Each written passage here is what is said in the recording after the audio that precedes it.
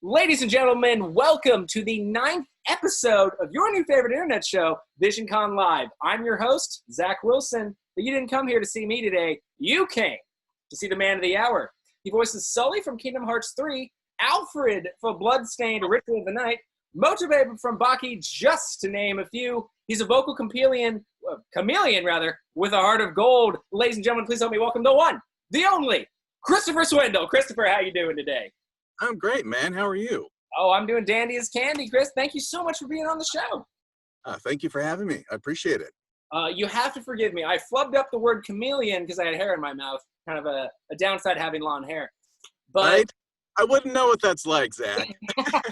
I'm sorry. That was in poor taste. But I wanted to start this interview kind of similar to how I start all of these, Christopher. I want to know, you're on the rise to being a really great voice actor. You voiced a lot of characters from a lot of beloved series, both video game, cartoons, anime, and we're going to talk about that. But I wanted to take us back all the way to the beginning. How did you get into the industry? Was this something you always wanted to get into, or were there kind of steps along the road that thought maybe this wasn't for me? There's always that thought. Sure. No, kidding. Gosh, years ago, I was in Fresno, California, doing theater, some brilliant local theater with good company players, Roger Rockas, and all that kind of stuff. And I got into doing local radio commercials through the theater, which was nice. You know, for like Mervyn's, Save Mart, some of the stores that aren't around anymore. But it was great. I got into that, and I really, really liked it. You know, this was early 90s. This was like, you you probably weren't even born yet, right? 95. So if I was, I wasn't old enough to remember anything. Right? You didn't miss anything. So yeah, I did some commercials, and then I put together a demo. This would have been like 94. I wrote my first demo, and I recorded it, and then I didn't do a thing with it at all, out of fear, out of just a lot of stuff, as a lot of us do. I just put it off it just sat there for a long time, and so finally years later I got into it, and I learned that every time I would go in to a studio, whether it be a radio commercial, whatever, it just felt like home, just felt comfy, maybe like I had been there before, from another life. A previous life. I dig it. So what was the kicker off? Obviously, we all have our own insecurities and, fears of the unknown, but what was the final push that made you kind of put yourself out there and, kind of climb these steps to becoming as successful as you are today? I just wanted to pay rent and girls to like me. Isn't that the motivation for everyone? The wrong answer? No, I'm kidding. No, like I said, it just always felt like home. It felt comfortable. And it felt like something I should probably look into. And so I did it on the side, slowly got into it, finally got into an agent, probably 10, 12 years ago was my first agent. And yeah, I'm glad I did. I regret sometimes that I took up too long. I wasted some time, but that's okay. Everything's meant to be in the right time frame, And you're certainly catching up. Just the few characters I listed, those are some pretty heavy and well-beloved series. Kingdom Hearts, I've got to tell you a personal story from me. So, I'm a huge Kingdom Hearts fan. So I was playing Kingdom Hearts 3, and I was playing the Monsters Incorporated, and I was playing around, and this is kind of where I called you a vocal chameleon, because I was playing the Monsters Incorporated level, and I was like, wow, I can't believe they got John Goodman to reprise his role as Sully. and I was like, let me check, because that's wild. So I checked behind the voice actors, and it said it was you. I was like, there's no way. You got it wrong behind the voice actors. So I went to IMDb, and sure enough, the fact that you can do such a good John Goodman impression is amazing to me, but the chameleon part comes with it, because then you have all these original characters, like, Alfred, for instance, from Bloodstained, Ritual of the Night.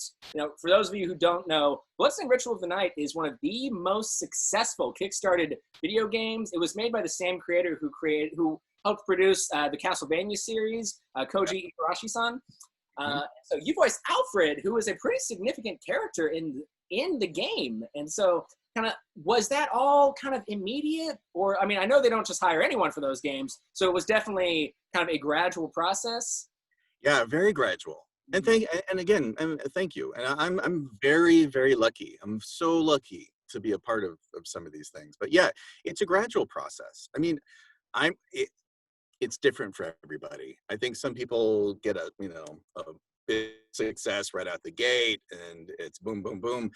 But for a lot of us, it's staggered. I mean, you'll have spurts of nothing, and you have that doubt creep in of whether or not I should stick with this. And then you'll get some things that keep you in, that keep you like, okay, it's doable. Yeah, the thing with Kingdom Hearts and Bloodstained, the weird thing about those two things is I recorded both of those at the same time. Oh, wow. Matter of fact, on the same day, I had a session recording for Disney in the morning, and then I had the Bloodstained video game session that afternoon. So it was an 8-hour day of both back to back. I was a little wiped at the end of it. To say the least. But again, lucky, we're blessed if we get to do that. It doesn't happen all the time. So anyway, yeah. So now, were those series that you had already prior? I mean, I'm not talking by series. I'm not talking about Monsters Incorporated, because Disney. I mean, that's a well-beloved company, no matter who you are. But I meant by Kingdom Hearts and Bloodstained, or really to a lesser extent, like Castlevania. Were those series that you had liked and ingested before, or was that just another role that you kind of put yourself out for to try to get? Well, the crazy thing is, I did like Kingdom Hearts, and years ago, like 17, 18 years ago, was it, that the first one came out? Yeah. I was working at Disneyland. Wow. I was working at Disneyland in the Innovations building, and they had a demo. We were showing off a video game demo of this something called Kingdom Hearts, and so weird and surreal to be a part of it now. But yeah, I was a fan. I liked the game beforehand. I didn't know so much about Bloodstained, and then learning about it, that it came off of Castlevania, and kind of an extension of that, I got really interested in it. So that happens. Sometimes we know and we're fans, and sometimes it's brand new. But what I find is, if it is brand new, something that I've never done, I usually end up really liking it, and then I dive in like hardcore. Then I'm like a hardcore fan going forward. So yeah. Well, talking back to Sully specifically, again, like I called you a vocal chameleon because you're able to imitate voices and also make your own. Do you prepare any of those voices? Not the ones that you do of your own, because obviously you do for that. But when you are imitating somebody's voice of a character that's already been voiced before, do you practice that, over and over? Or is that just something that comes naturally to you? No. I've been lucky to do some voice matching, because we as voice actors all have our niche, something that we might have our strengths in. Not everybody does it. Not everybody does voice matching. I got into that early on, and it is hard. It's extremely difficult. And yes, I rehearse a lot, over and over and over. It's just like a zero in, laser in study on that person as an actor, and where they're from, background. Like with John Goodman, huge admiration, because he's like one of the best actors out there. Oh, yeah, a legend. Yeah, he's a legend. He's amazing in everything he does. And so you really, to do him correctly, it's not an impression. It's more than an impression. You got to do your best to channel them. And you look at his age, you look at his weight, his health, his where he's from, where he grew up, his background, his accent, Midwest kind of thing. There's a lot that goes into it. And I find that all fascinating. It's like detective work, I mean, yeah, there is a bit of investigation involved in it. And is that something you enjoy with doing voice acting, or does it sometimes get a little draining? Because there are obviously a lot of preparation involved in doing your job. I do like the detective work, not in a creepy way. Well, sure. I don't stalk these people. I'm like sitting out in front of, Goodman's house. No. I do. I think in order to do it well, you have to. And there are some that I pass on altogether when it comes to an audition because I have enough self-awareness that I can't do all of them. I've been lucky to do a lot for John and then Bryan Cranston for DreamWorks. I cover for him as Poe's dad in the Kung Fu Panda series. And so I'll cover for Brian, I'll cover for John, I did some Philip Seymour Hoffman for the Hunger Games movies. And yeah, and if they like it, they bring me on. And if not, they'll find somebody else. But it is a fascinating study of people. And Well, if you guys want to play a fun little game, because I certainly had fun doing it, watch the original Kung Fu Panda 3 and then compare it to the show. Because I certainly wasn't able to detect a difference because I was watching back because I try to do as much research as possible for the guests. So I always try to pick ones that I'm genuinely a fan of, in the case you, but I was watching, so I looked at it and it was like, oh, so you voiced the show. So I compared the show, and then I have obviously the DVD for Kung Fu Panda 3 because I'm a huge fan of that. Oh yeah. One for one, you could not, I would argue you can't even tell the difference between you and for both of you guys' performances, Lee. Well, thank you. Well, do you have any preference though? I mean, do you enjoy voice matching or making your own voices, or is it kind of two peas in the same pod? It goes, both. I love both.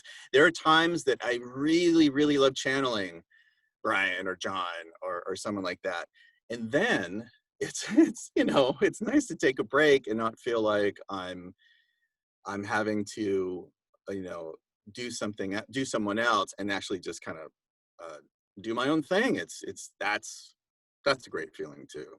It's an honor to do the other one, and it's a big responsibility, but yeah, it is nice to take a break from voice matching every once in a while and do my own thing.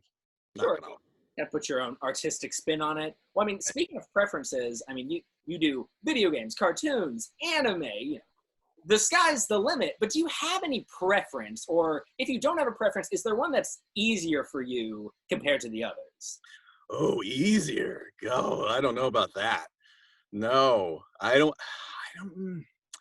I can't think of an easier one. I like diving in on some good drama scenes in animation and video games. I mean, who would have thought a couple decades ago that you would get some of the best acting opportunities in video games? It changed a lot, yeah, yeah. I like that. I like the acting scenes. And then, sure, there are times I like, going over the top and screaming in some good anime Baki fighting style stuff is a huge, it's a big release. I don't know. I enjoy it all. And I also do with the dubbing. The dubbing can be tricky. It can be difficult, but also enjoyable. So for the people that are just tuning in that may not know kind of what the dubbing phrase kind of means, do you want to kind of expand on that? Sure. I have the great opportunity to step in and bring the English voice to many different projects, whether it be anime or live action dubbing. Netflix has gotten into some live action dubbing, which has been fantastic for some of their foreign projects, and also with the anime. And so it's my job to get in there and do the best we can on the spot. Usually there is no prep. We get to look at the script and study. It's in the moment. I don't even know who I'm playing or what I'm doing until I see them on the screen. So that's a lot of pressure. I mean, like, how do you deal with, just like a cold open, like you see the character for 5 seconds, go? Absolutely. They'll say, here's your character. We're going to play the scene in his language, whether it be French, Japanese, Korean. They're going to play it for you once, and then after that, go. So it is like that. And it's a huge rush. Well, with animation, I find that it's kind of, at least to me, how it makes sense to me. When you're dubbing anime, the mouths, the everything really is like, pre-made. And so, I would argue that might be, and correct me if I'm wrong, it might be a tiny bit easier to dub over, but dubbing live action things, I mean, these are human mouths. Is that harder to kind of formulate for English dub compared to their native language? No, they're both very difficult, because we as English actors have a huge responsibility, and there needs to be a respect that goes to the foreign language that originated this thing that is already brilliant in its own right. It doesn't need to be altered. We're just going in to add in an English voice. But even with the mouth flap, it is hard, because you want to get it as close as you can, and a lot of times on the fly, they're having to rewrite or kind of skew the line because our translation is not going to match up. And so it does take a little time. With the live action stuff, with the drama stuff, so there is a little more pulled back subtlety. It's not as big, and that can be difficult, but also highly enjoyable. And that's also on the spot too. With the live action stuff is also pretty quick. Baffles my mind. Well, I mean, like plenty of the other guests that we've had on, I mean, your IMDb pages are miles long. If I spent the time talking about each and every character, we'd be here all day. But are there any of them that really have, just spoken to you in the past? Kind of, fun choice of words. But Kenny, will you breathe life to these characters? So have any really stuck with you over the years, or they all just kind of have equal ground? It's all an honor to play. And the crazy thing is, while we've been in quarantine, it was rough. It has been rough going for a lot of us. It's been ups and downs, but in the last couple of weeks, I've done a couple of the biggest jobs of my career so far, and I can't even talk about it. So, so I got stuff coming out with Disney and Nickelodeon down the road. But both Sully and Lee from Kung Fu Panda are hugely important. And both of them are so warm. They're warm, loving, but also fierce, protective characters. And the both of them are very similar. They're single dudes. They're just kind of there to, fight and support and nurture the other characters. And there's a lot there, and so I hold both of them very dear. Yeah. So. And I worked on a couple of things recently that I love, that really spoke to me, but I can't talk about for probably another year. So, how maddening is, I mean, you don't have to divulge the NDAs, but just NDA as a concept. I mean, we understand why it's there, and because the legality and the such, but like in a humorous kind of personal way, like how maddening is that for you? Like, for your close friends, like you have all these great things that you want to talk about and want to tell them, slightly flex on them for, but you just can't. Like, is that ever just absolutely maddening? It just can't. Sure. I mean, you have to get to a point where you sort of forget about it, or it drives you mad, drives you crazy. You just you do the job, you do it full out the best you can, and then they let it go. And so when it comes out, you're reminded, oh yeah, that's right. That's happening. It is tough. But I might let it slip to a family member or something. Whoa. No one's perfect. Mom. No. Yeah. So, but anyway, yeah, it's all exciting. It's an honor. My next question is, are you one of those people who kind of have a hard time ingesting their work? Let me clarify. So, I don't know, Kingdom Hearts 3 or, Bloodstained. Are those things that you actively play or go out to play, just because you're in? Or are you one of those people that just doesn't really like to enjoy their own work? I imagine, like a lot of folks, I have a hard time watching myself, or listening to myself on certain things. I like to let it go, because I'm a huge critic of myself, and I will pull my hair out sometimes. And so yeah, it is hard to listen to, but every once in a while, it's nice to enjoy it.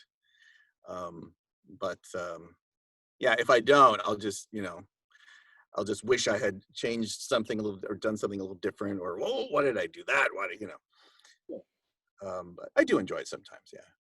Well, I mean, you said you're your own worst critic, but in an industry where kind of seems everyone's a critic, does Mhm. anything whether it be rejection or people I don't know maybe not digging the English voice of a character voice, does that ever become draining to you, or is that just something you have to learn to take in stride?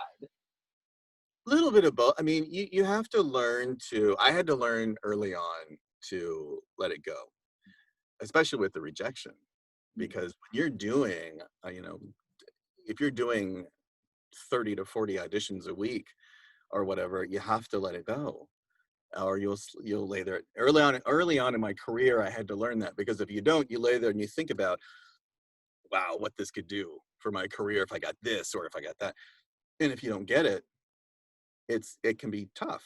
So you got to learn early on to let that go. Just do your best, full out, let it go. Don't think about it. And if it does happen, then it's like big, huge. The online critics and stuff. It's always going to be there. It's always been there, and I had to learn to just kind of not really pay attention to the comments. Some of them are very nice and very supportive, and then you're always going to have one that's like, he's no Goodman, that's no Cranston, uh, and that's okay too. They're all it's as long as they're not too toxic and hurting anybody. Everyone's a valid opinion. It's all good. But yeah, you got to let that stuff go, man. So. Well, I mean, do you find yourself in kind of a unique situation because, unlike some voice actors, you didn't come out the gate swinging like right out of high school for this career. I mean, you were at their level, but, you took a little bit of time before, you kind of put yourself out there into the voice acting role. Do you find that you have any kind of, if that was a little advantageous compared to people, just kind of came out the gate swinging, or, was there anything that you wish kind of I don't know. that even maybe work towards your detriment because you did that? That's interesting. I don't know. For the longest time, I was upset that I took too long. That I wasted time. But and then I realized it's okay. I didn't waste time. Mhm. I think it made me a better actor later on. And maybe if I had started too soon, I would have screwed up somehow, you know, and done something different. But yeah, I think it worked out okay. I did take my time, and that also too. Hopefully, that's encouraging to folks out there who feel like they're too old, they've waited too long to do something, so just don't try, don't do it. And that's not true at all. It's not true at all. Um, so it's you know, you got to jump in and dive in and do it no matter. And I'm grateful that I finally did. But yeah. Well, one thing that I kind of wanted to touch back on, kind of to kind of breathe a little levity to that serious talk we kind of just had. So Baki, a lot similar to another popular anime called Dragon Ball, Dragon Ball Z, Dragon Ball Super. They're both, very fighting centric animes, and a lot of, the stereotypical, screaming, Hmm. while fighting. And like when we listen to those, at least when I listen to those screams, I mean, they gotta tax the throat. Yeah. So is there anything that you do to kind of either prepare or kind of mend your throat after a session of just those gotta be agonizing screams deep down? Is there anything that you do to kind of prepare for those? Or is it just kind of cold open and then you just deal with the consequences? Well, I guess it depends. There's a little bit of both. There is, we all have our procedures. We all do our things, whether it's drinking. I drink hot tea afterwards sometimes, and maybe take the rest of the day off.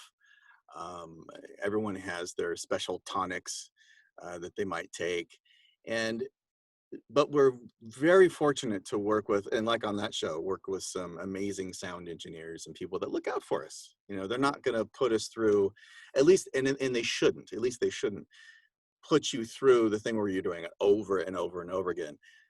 And hopefully, if you're skilled enough, you don't have to do it over and over and over again. But I'm very fortunate to work with some brilliant sound engineers that are very careful and cautious of that. Yeah, but sure, I shut down for the rest of the day and sip on some hot tea, you know. I mean, I can't blame you. I mean, I hear those, and I just like my throat hurts a tiny bit. Yeah, But it's great though. a lot of people watching this, and again, if you're watching on Facebook Live right now or back on YouTube, youtube.com/Visioncon, a lot of people are getting interested into voice acting, I've noticed, that are watching this series. And so do you have any advice? And you might even be in a unique position because, like I said, you didn't necessarily come out the gate swinging. You gave it a little time. So is there any advice that you would give the folks at home watching that are thinking, I want to get into this, I want to make this, my end-all goal as how I want to support myself for the rest of my life? What kind of advice would you give those people? Well, first of all, when it comes to that, do not quit your day job. Okay. Stick with your day job. But for those of you that want to get into voice acting, it's acting. So that is one of the biggest misunderstandings is if you're interested in that, you need to stick with acting. You need to take some classes. You got to take all the classes. Take all the acting classes. Focus on that. It's not just about getting up to a mic and doing wacky voices. And even if you can do impressions, that's not enough. If you can, even if some people can do impressions where they can do, say, like they're doing a celebrity or if they're doing a political figure, and they might learn a few phrases, but can you sustain that for a 4-hour session? Things to think about. But the other thing to think about is it's all possible. It is all possible. You just have to stick with it. You have to train very hard. It takes time. You have to be open to criticism. And when you get into it, you got to be really open to rejection. Like I am the master of rejection at this point. And you have to get that way so you can sleep, basically. But yeah, train. Don't dive in too fast into something and waste your time and trying to get a demo or trying to get an agent because they need to look and see what you've trained and learned up to that point. So, but go do it. It's all possible. Do you find that since, we definitely are still in a digital renaissance where kind of each day new technological advances seem to come out, especially now that we all have all this free time, do you find that the industry is more competitive than ever, or do you yourself think it's kind of an also easier industry to get into? No, definitely not easy to get into. Matter of fact, a lot of things have changed over the last 4 years. And weirdly enough, something that's completely out of our hands is social media following. It's kind of a thing that we deal with where you see some celebrities or YouTube stars are getting parts in some things, and because they seem it's appealing because they come with an audience attached to them. So had I known that, I probably would have gotten on Twitter a lot sooner. I didn't get on Twitter in 2009. I put it off for a long time. I learned in the last few years, though, they're looking at people. Sometimes you got to, build a little bit of a social media following. That has become part of the whole thing. It's not easy to get into. It's tricky and it takes time. But again, like I said, it is possible. But yeah, things have changed digitally, and maybe I think it has opened some more opportunities for people to learn. I mean, look, even in the quarantine, we're taking they're providing Zoom classes and stuff for some actors, and that's really nice. So that's a great tool to have. So yeah. Speaking of social media, ladies and gentlemen, if you are watching on Facebook Live, my wind beneath my sails, Marissa Pence, was kind enough to put a bunch of links connected to Christopher Swindle. We're talking website, Instagram, Twitter, all on there in the live chat. Or if you're watching back at home on YouTube, it's going to be in the description below. So make sure to check those out and give them a follow. But, is there anything that, you gave some great advice to the folks at home, but is this something that they definitely need to commit to? Or is this something that people can do as like kind of a side hustle, Okay, they're kind of iffy, or is that something they, not quit their day job necessarily, but is this something that definitely needs, dedication in order to prosper it? It does. It does take dedication. I wish it was something that you could just do as a side hustle. The problem is with that, you need to be available a lot. You need to really throw yourself into it. And yeah, it is kind of a full-on thing you got to dive right into.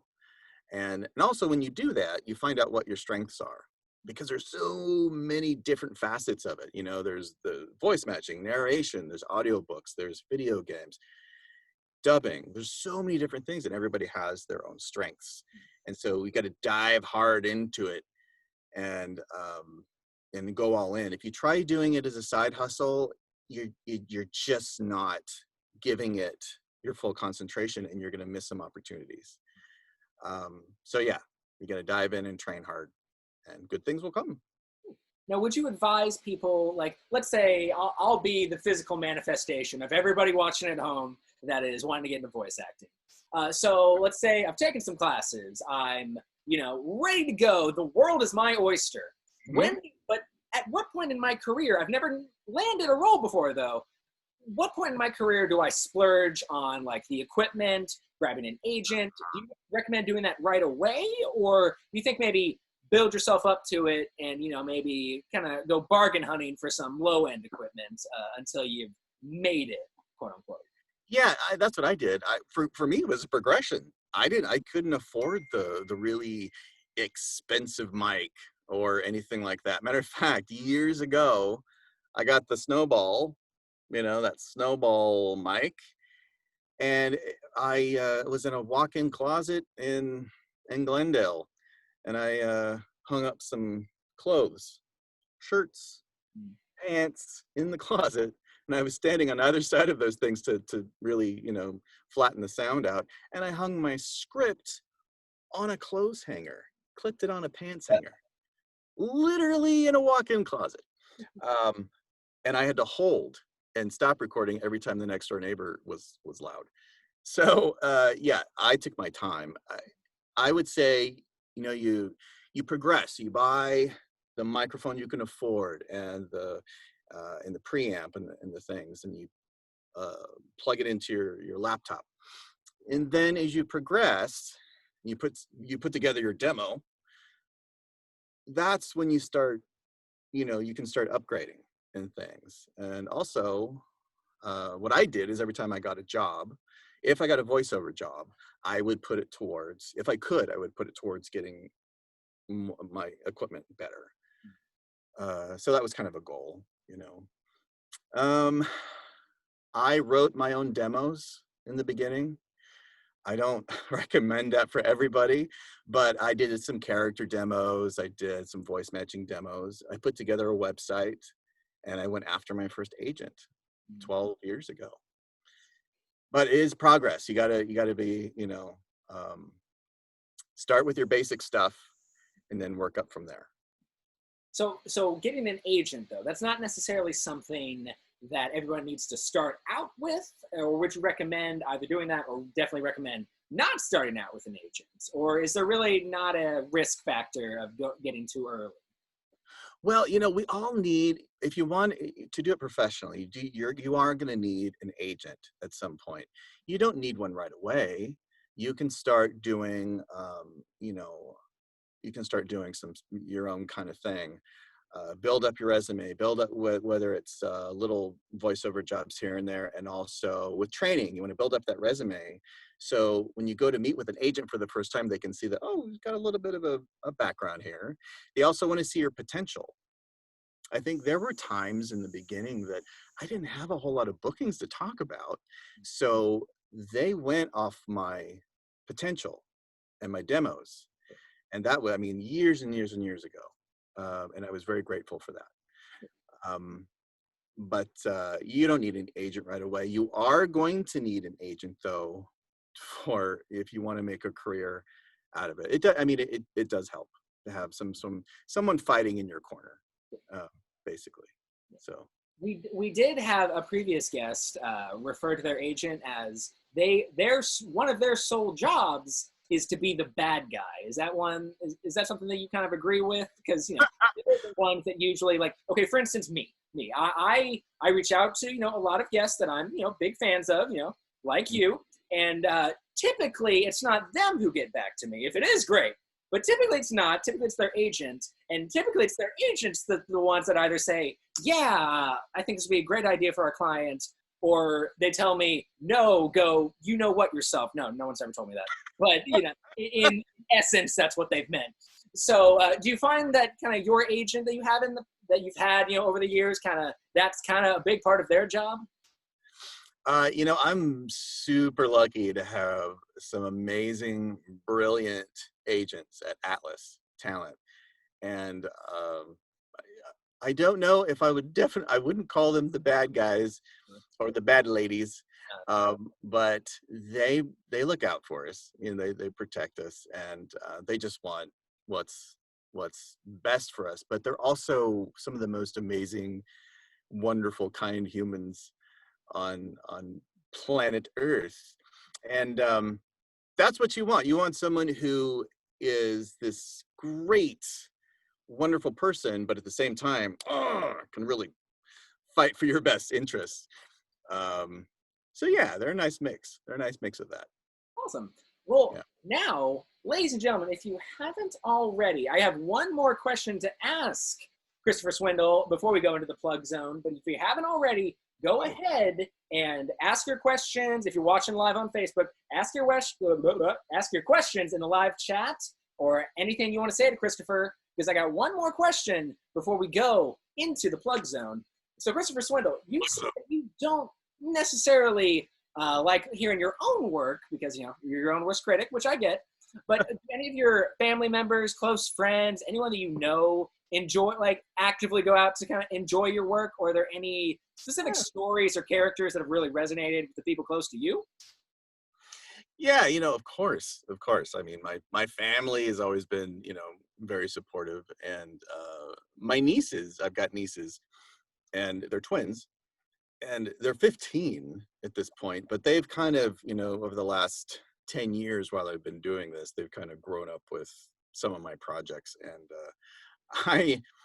I always kind of get there. I like them seeing my stuff because they're just honest. They're just honest. And so I always get some good feedback from them, whether I like it or not, Zach. No, I'm kidding. So a lot of the time when I'm in the booth and I'm recording something like Sully or Lee from Kung Fu Panda, and if it's supposed to be funny, I try to do something. I think of those two girls and I try to do something that they would laugh at, because they're my audience right now. So yeah, they're my biggest fans and critics, I think. That's so sweet. Well, ladies and gentlemen, again, like I said, if you haven't already, go ahead and put your comments or questions in the live chat on Facebook, because, ladies and gentlemen, we're in the plug zone.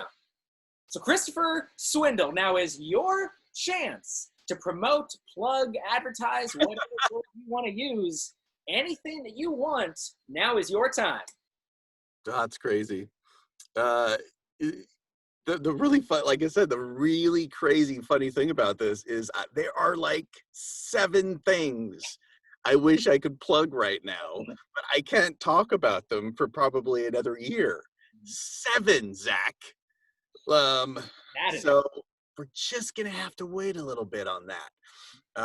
But yeah, go check out the Twitter page and Insta, as the kids say, and because I'll be putting all the good news there when it comes out. Probably the first one I'll be able to announce will be at the end of the year, and that's a really big video game character. And then I've got some stuff with Nickelodeon and 2 projects with Disney coming out next year. Oof. Tantalizing. Well, yeah, like I said, all those links, Instagram, Twitter, website, you're watching live on Facebook, you're going to be in the live chat. Thank you, Marissa. And if you're watching there on YouTube, just be right down there in the description below. So, ladies and gentlemen, we're out of the plug zone. So now I'm going to go into the live feed and look at comments and questions. So give me just one sec. All righty. Is he sweating profusely? Yes. Yes, I am. Look at this. Did anybody actually say that? No, I did. I was about to say, not our audience. How dare they? I did. Okay, you're fine. You know, if anything, you know, I've been fixing my hair a lot because I just got out of the shower recently, so it's kind of getting in my face more than Oh, problem, Zach. Sorry, I'm bad at that. Oh my god. Alrighty. A lot of people are saying, "What's up?" A lot of people just saying, "Thanks for coming on the show," which I can reiterate. Thank you. Thanks for having me. Good time. Tabitha wrote in and asked, "Can you give us a Sully impression?" Absolutely. What was her name? Tabitha. Tabitha. Hi, Tabitha. It's really nice to meet you. You know, the secret, actually, I was going to say that Mike's probably jealous that he didn't get an interview, but I did. Oh, Mike. It baffles me that you're able just to like, one after the other, just belt it. That's our job, right? Another viewer wrote in and asked, your time at Disney, did that ever have kind of an impact on your eventual career in voice acting, or? It did. It really did. I mean, that was, gosh, like I said, it was 17 years ago working at the park. I was very fortunate and to work on Turtle Talk with Crush at Disney's California Adventure. Matter of fact, I was one of the first Crushes when they opened. Really? And, yeah. And I worked at the Stitch booth, the voice of Stitch in Innoventions years and years ago. And so, of course, all that stuff, you know, I got into those jobs to hopefully learn from Disney character voices and that kind of thing. And so, oh yeah, that was all part of the inspiration. Sure. Well, another person wrote in and asked, besides rejection, because, you know, that's an obvious downside of the industry, is there anything that, you know, compared to some art forms that you can do as a profession, is there anything that is specific about voice acting that is not necessarily a downside, but like that has a disadvantage compared to some other art forms? Well, you know, there is a big amount of rejection, and there is a lot of that.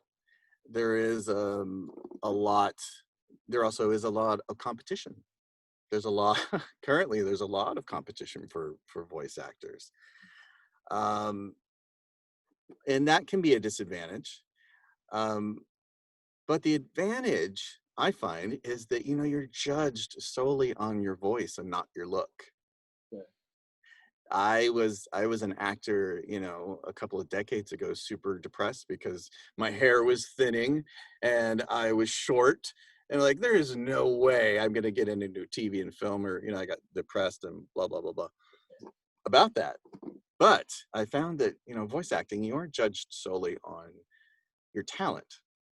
You know, you come into the booth in your sweats and your workout, and it's a lot like theater. It's probably the closest medium to theater because you're just there to work. It's not, you're not about a diva, you know, with your looks. So that's an advantage. There are, but yeah, disadvantage, rejection, and that's okay. That's okay. Well, is there any, you know, you mentioned mental health, and that's actually something we're going to take a sidestep in for a minute, guys, because I kind of want to explore that a little bit. For mental health, I mean, obviously a big thing, whatever industry you're in, because, you know, we all have, you know, kind of some, you know, varying degrees, you know, of mental stability and health. Is there anything that you recommend, you know, kind of piggybacking off the rejection question, that, you know, kind of helps people that might be struggling with mental health? Always talk. Keep talking. Keep talking to your friends, family, or just keep talking. I mean, and in my industry, I meet with a couple of close buddies of mine every week. meeting with my buddy Mark Atherley, who's a brilliant voice actor. We meet once a week, or we were meeting once a week before quarantine. Mick Wingert, my brilliant friend from Fresno, who's fantastic, and did Kung Fu Panda with him. We meet up and we talk. You got to keep talking with people. You got to celebrate your highs, and then you talk about your lows as well. I like that. I like that a lot, actually. Yeah, you gotta do both. And the voiceover community, I think, has a huge support system. There, of course, there's competition and everything you do, but in VO, there is a real camaraderie that's nice. I love that. Well, I want to leave us off on a more positive note. So a viewer wrote in and asked, what do you like to do as hobbies outside of voice acting? Oh, I paint sometimes. I'm getting back into it. I paint on glass, and then I usually light a lot of my stuff from behind, and so it's very heavy art. I mean, it's not heavy, not deep, but yeah, it's physically heavy. It's a bunch of glass glued together and painted and light. So I do that. I need to do that more often, actually. So yeah, that's always fun. Okay.